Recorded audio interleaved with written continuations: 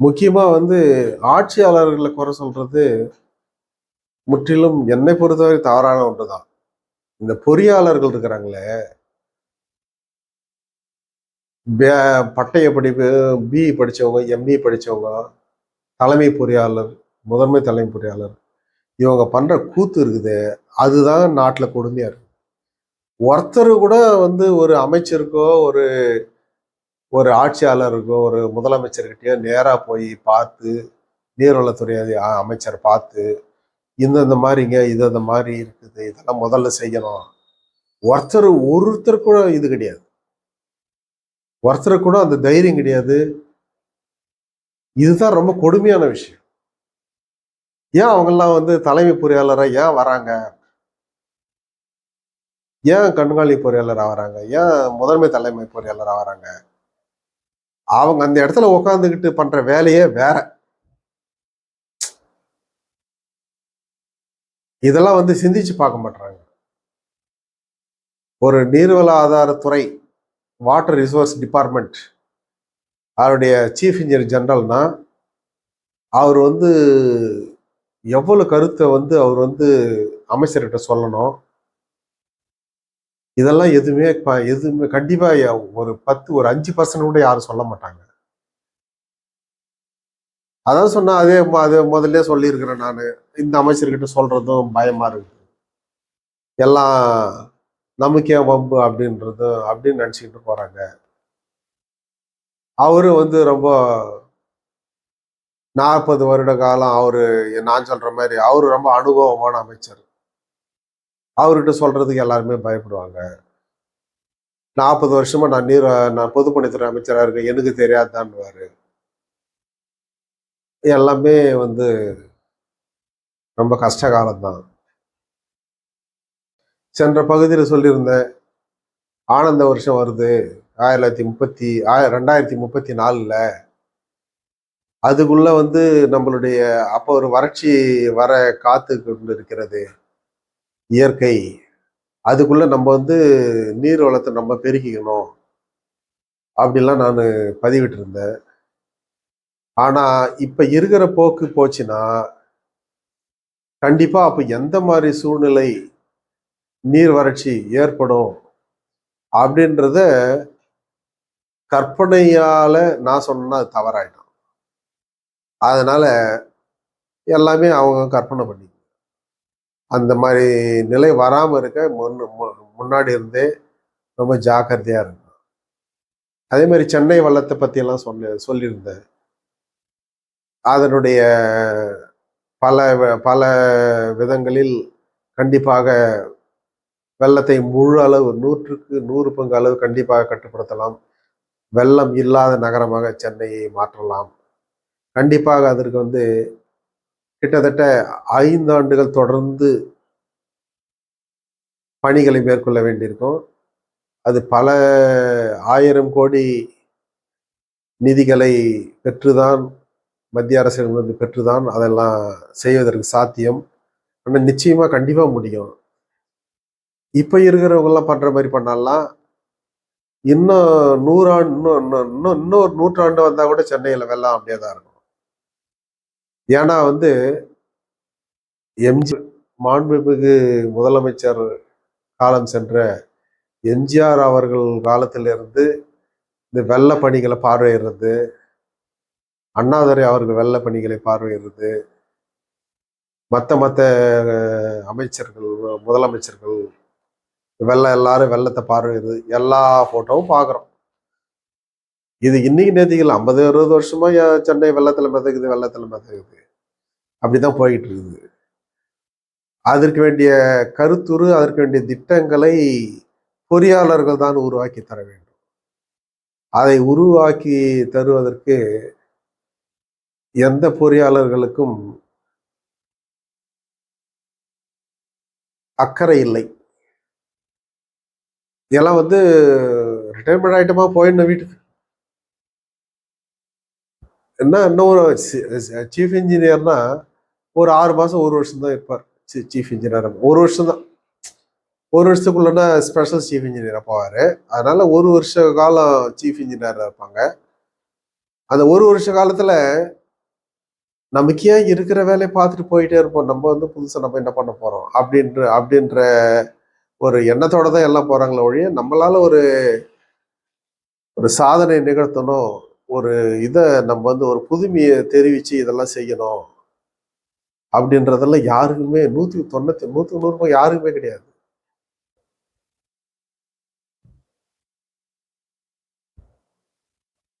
அடுத்ததாக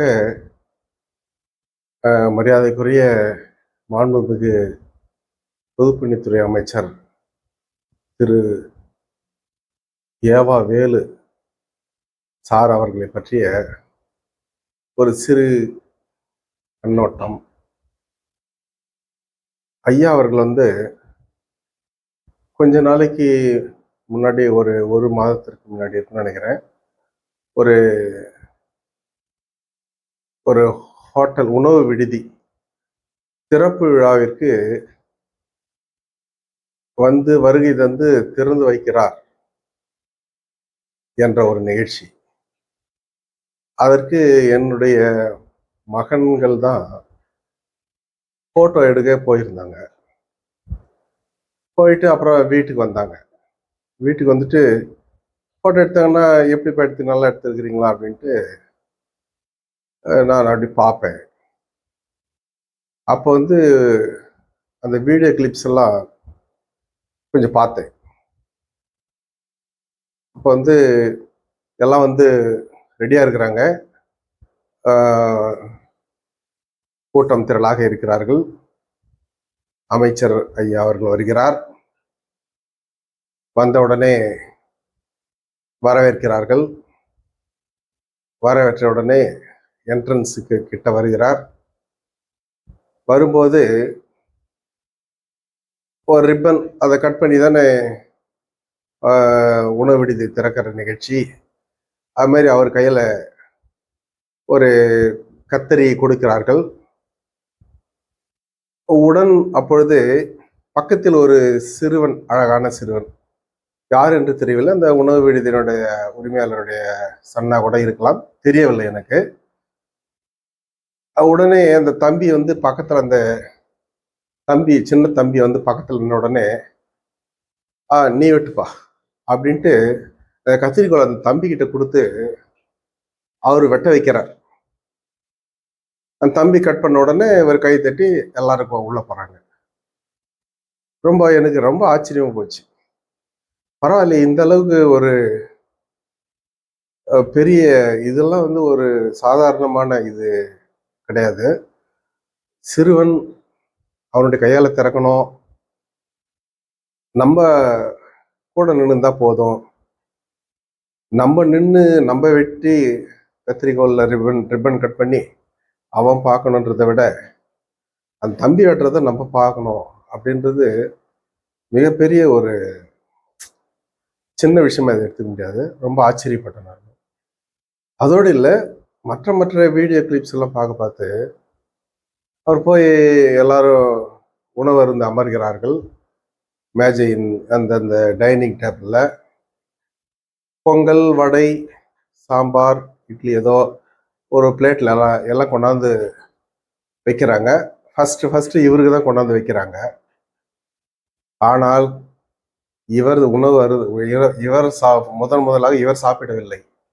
அதை எடுத்து ஒவ்வொருத்தரும் எல்லாருக்கும் தள்ளி எல்லாருக்கும் கொடுத்துட்டு கடைசியாக அவர் எடுத்துட்டு வர பார்த்து அப்புறமா அவர் சாப்பிட்றாரு. எனக்கு ரொம்ப உண்மையிலேயே மனசு ரொம்ப ஆச்சரியமா போச்சு. அதாவது இந்த அளவு ஒரு பெரிய அமைச்சர் வந்து இந்த அளவுக்கு ஒரு எளிமையான, ஒரு நல்ல, ஒரு அன்பான குணங்களோடு இருக்கிறத நினைச்சு நான் உண்மையிலேயே மனம் நெகிழ்ந்தேன். நான் வந்து உதவி செயற்பொறியாளராக திருவண்ணாமலை பணி புரிந்து கொண்டிருக்கும் பொழுது பணி ஆய்வு கூட்டங்கள் நடத்த வருவார் மாவட்ட கலெக்டர், மாவட்ட ஆட்சியர் அலுவலகத்தில். அப்போ உடன் அந்த தொகுதி எம்எல்ஏக்களும் வருவார்கள். பணிகளினுடைய முன்னேற்றத்தை பற்றிய கருத்துக்களை கேட்பார். பணி முன்னேற்றம் சரியில்லை என்றால் ரொம்ப சாந்தமாக அலுவலர்களிடம் கொஞ்சம் நன்றாக பணி செய்யுங்கள். அப்பொழுதுதான் அனைவருக்கும் நல்ல பெயர் இருக்கும், நமக்கும் அதனுடைய பயன் விரைவாக கிடைக்கும் என்று மிக அன்போடு சொல்வார். உண்மையிலேயே அப்பயே ரொம்ப நல்ல சார் ஐயா அவர்கள் ரொம்ப அன்பான ஒரு குணத்தோடு இருக்கிறார் என்று அன்பான ஒரு அன்பான ஒரு குணம் அது மாதிரி இருக்கிறாருன்ட்டு நான் அப்பயே நினச்சிக்கிட்டேன். அதை மறுபடியும் இப்போ பார்த்து இந்த உணவு விடுதி திறப்புழா நிகழ்ச்சியின் போது பார்த்து ரொம்ப எளிமையாக ரொம்ப நல்ல இந்த நிகழ்ச்சியெல்லாம் பார்த்த உடனே ரொம்ப மனம் நெகிழ்ந்து போனேன். இந்த மாதிரி அமைச்சர்கள் எல்லாம், இவர் பொதுப்பணித்துறை அமைச்சர், இது மாதிரி அமைச்சர்கள்லாம் நீர்வளத்துறைக்கு இருந்தாருன்னா எல்லா அலுவலர்களுமே நான் கூட நேராக போய் பேசுவேன். ஐயா, இந்த மாதிரி கஷ்டங்கள் இருக்கிறது, இதை கொஞ்சம் சரி செய்யுங்கள், நீர் வளம் மிகவும் முக்கியமானது. கண்டிப்பாக உரிமையோடு போய் கேட்பேன். ஏன்னா அவருடைய குணம், இயல்பு குணம் அப்படி அமைதி, நல்ல சாந்தமான குணம் உள்ளவர். உண்மையிலே அதை இந்த நேரத்தில் சொல்லிக்கொள்ள நான் கடமைப்பட்டிருக்கிறேன். அடுத்ததாக இந்த ஏரி பாசனங்களில் ஒரு சில குறைபாடுகள் இருக்கிறது என்று ஏற்கனவே சொல்லியிருக்கிறேன். அதில் முக்கியமானது ஏரி நீர் வரத்து கால்வாய், ஏரிக்கு தண்ணி வர கால்வாய், ரெண்டாவது ஏரியினுடைய பாசன கால்வாய். இது ரெண்டுமே ஒரு முக்கியமான பங்கு கொண்டவைகள். பெரும்பாலான ஏரிகளில் ஏரி பாசன கால்வாய் என்பது மதையிலிருந்து பாசனத்திற்காக செல்லும் கால்வாய். அதற்கு என்று இத்தனை அடி அகலம், இத்தனை அடி நீளம் அப்படின்ட்டு சப்டிவிஷன், சின்ன சின்னதாக சப்டிவிஷன், அது ஃபுல் டெயில் எண்டு, கடைசி வால் பகுதி வரை அரசு புறம்போக்கு, அரசனுடைய நிலம் அப்படின்ற மாதிரி ஒரு வகையறா இருக்கும். அது மாதிரி இருந்தா பிரச்சனையே கிடையாது. ஆனா ஒரு சில ஏரிகள்ல அந்த FM sketch, field village map, கிராம வரைபடத்துலயும் எஃப்எம் ஸ்கெட்ச்லையும் பார்த்தா கூட ஒரு கோடு மட்டும் தான் போட்டிருக்கும். அதுக்குன்னு ஒரு இவ்வளவு அகலம் அப்படின்ற வகை ஒரு அளவீடுகள் இல்லாமல் கூட ஒரு சில ஏரிகள் இருக்கின்றன. அந்த மாதிரி ஏரிகள்ல